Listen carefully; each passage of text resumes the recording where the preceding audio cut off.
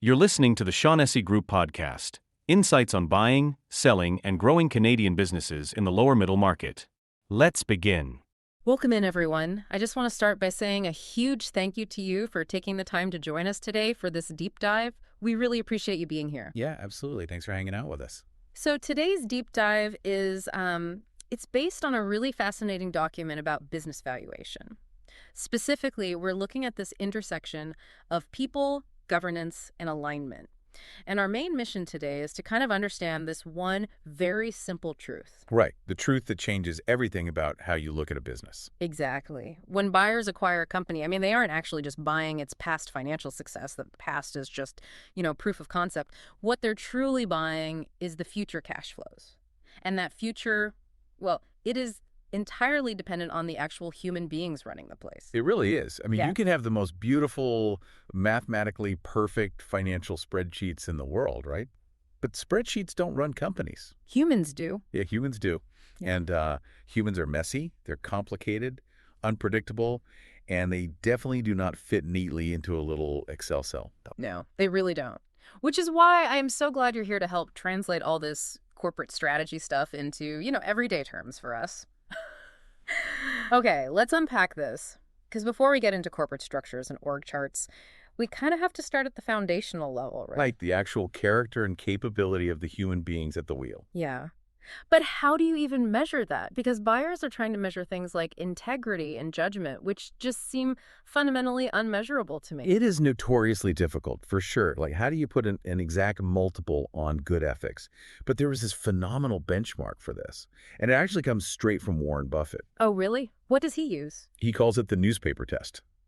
So he used to tell his managers at Berkshire Hathaway that, the company could afford to lose money, even a lot of money, honestly. But they could not afford to lose a single shred of reputation. So it's essentially just about public scrutiny then? Basically, yeah. The specific standard is this. Would you be perfectly happy seeing your actions or the decision you're about to make written about on the front page of a national newspaper by an unfriendly but intelligent reporter? An unfriendly but intelligent reporter. Oh, I love that phrasing so much. It's brilliant. Yeah. It is, because it means you can't just hide behind some legal technicality. You can't say, our lawyers said it was technically fine to dump those chemicals. Exactly. An intelligent reporter sees right through that excuse. And the public will absolutely crucify you for it. So you have to be able to actually stand behind the ethics of your choice. Right. Because buyers know that once the acquisition contract is signed, there's going to be some unforeseen crisis eventually, right? Guaranteed. A market crash, a supply chain failure, something. The buyer is basically underwriting the management team's ability to make really sound ethical decisions in the dark when the pressure's on. Okay, that makes total sense. But how does a private equity firm actually assess that during just, a few months of due diligence? Because they don't just ask, hey, are you ethical? And take your word for it. No, definitely not. They look for evidence across 4 specific dimensions of assessment. The first one they look at is strategic capability. Okay, what does that actually mean? So this asks whether the leadership team can actually anticipate the board, kind of like a chess player, rather than just constantly reacting to whatever happens to them. Right. Give me an example of what that looks like in practice. Think about the global supply chain disruptions during the pandemic or, sudden tariff changes. A management team that lacks strategic capability just takes the hit. They just kind of throw their hands up? Yeah. They lose their margins, their shipments get delayed, and they just blame the macroeconomic environment. Yeah. But a strategically capable team. They saw the tariff rumblings 6 months earlier. Oh, wow. Yeah. And they diversified their supplier base to another country and barely missed a beat. Buyers are looking for that specific track record of proactive maneuvering. Okay, but hold on a second. I need to push back on this idea of a pristine track record. It sounds a bit like the difference between a well-oiled, documented restaurant kitchen versus one chaotic genius chef. But wait, what if the management team has a track record that includes a major strategic failure? Like a big mistake. Yeah, exactly. Say they poured millions into launching a new product line and it just completely tanked. Isn't that an automatic deal breaker for buyers? You just lost millions of dollars. It feels super counterintuitive, I know.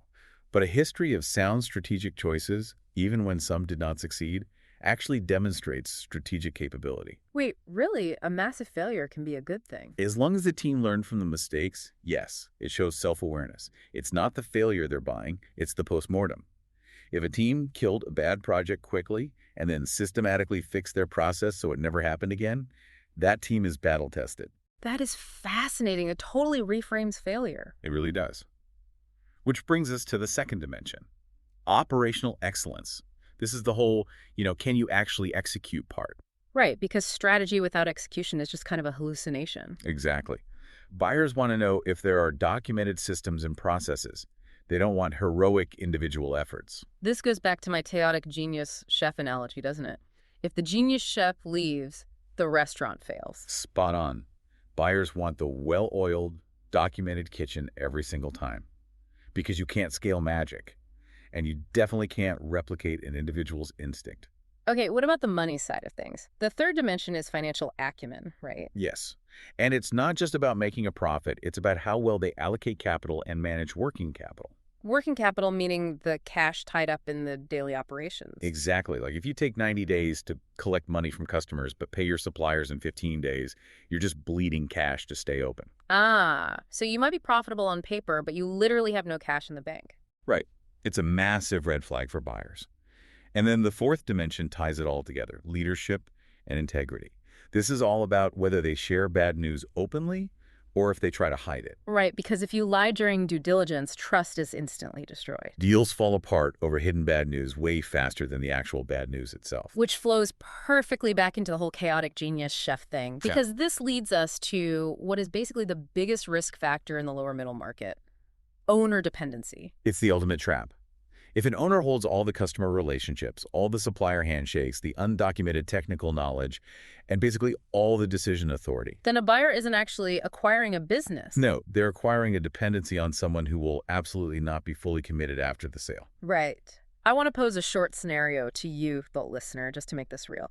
Imagine you own a business and you are suddenly unable to work for 6 months. What happens? Do your customers leave? Does your management team just completely freeze? If the answer is yes, your valuation just tanked. Yeah. You've built a job, not a business. So what does this all mean? How does an owner actually fix this before they decide to sell?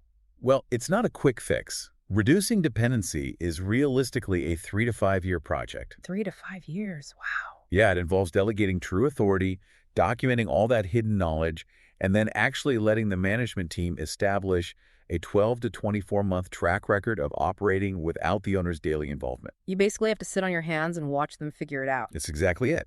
And that setup determines what happens post-transaction. You generally have 3 paths: a clean break where the owner just leaves, a 6 to 24-month transition period, or an ongoing role tied to an earnout. An earnout meaning your payout is tied to you hitting growth targets for the next few years. Right. Golden handcuffs. Yeah. That's the penalty for high owner dependency. Ouch. But for an owner to successfully step back, they obviously need a robust team to step up, which moves our conversation directly into organizational depth and succession planning. Yes. Buyers look incredibly closely at what we call the second tier. The second tier? So the leaders just below the executive team. Exactly. Because they are the ones actually executing the strategy. Yeah.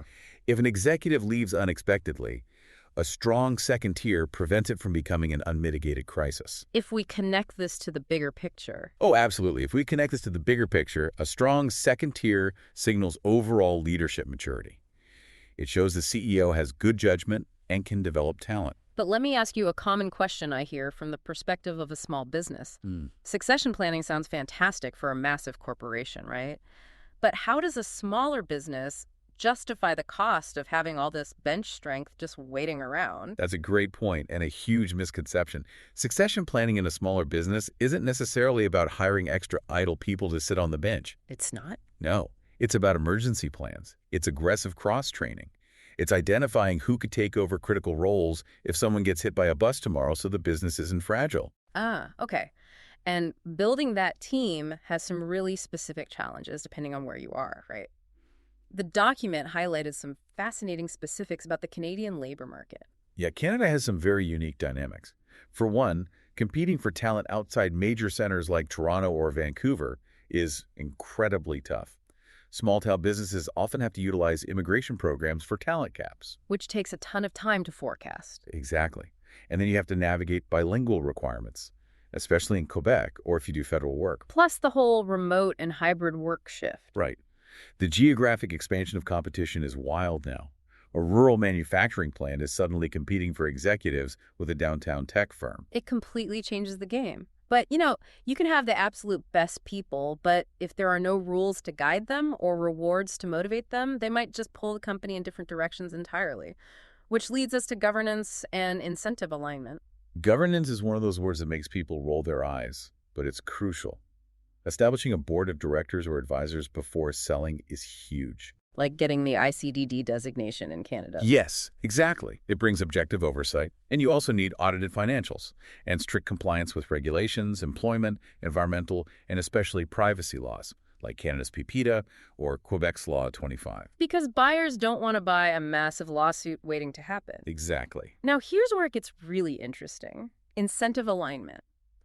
I like to think of incentive structures as the steering wheel of the company. Oh, that's a perfect analogy. Right, because if management's bonuses are purely based on short-term profits, they might just, cut critical R&D right before a sale to inflate the numbers, which actually hurts the buyer. Right. It hurts them immensely. People will drive wherever the incentive point them. That's why buyers benchmark base compensation and heavily scrutinize both short and long-term incentives. They need to ensure management isn't just gaming the system. So they might use long-term tools, like phantom equity, to keep them focused on enterprise value. Yes. And beyond just management, there's also broader employee alignment. Things like employee stock ownership plans or ESOPs. And employee ownership trusts, EOTs, which are super relevant right now. Huge right now. Specifically because current Canadian tax legislation provides a $10 million capital gains exemption available through 2026 for sales to qualifying EOTs. $10 million tax-free. That is an unbelievable incentive for an owner to sell to their employees instead of private equity. It really shifts the entire dynamic of succession. It really does. Well, synthesizing all of this, the main message today is pretty clear. Value isn't just in the spreadsheets, it's in the people. 100%. Confidence in the management team, having that organizational depth and clean governance that often determines if a transaction happens at all and at what price. And building this takes years of preparation. It does, and I just leave you with this final thought to mull over. Even if you never plan to sell your business, wouldn't building a company that runs flawlessly without your daily frantic involvement be the ultimate reward of entrepreneurship? Oh, wow. Building a stress-free machine you get to just step back and admire. I absolutely love that. You finally get your life back. Truly the dream. Well, we want to maintain a polite, friendly, and professional wrap-up here by sincerely thanking the Shaughnessy Group for providing these incredible insights today. Yes, thank you so much. If you're looking for more resources on all of this, please visit their website. It's shaughnessy.group. And for an even deeper dive, you can check out the book directly on Amazon. The link is https://www.amazon.cap0gfxwjvxq. Thank you so much once again to you for joining this deep dive. We really hope it was valuable. Take care, everyone. This podcast is for informational purposes only and is not professional advice. Consult qualified advisors for your specific situation.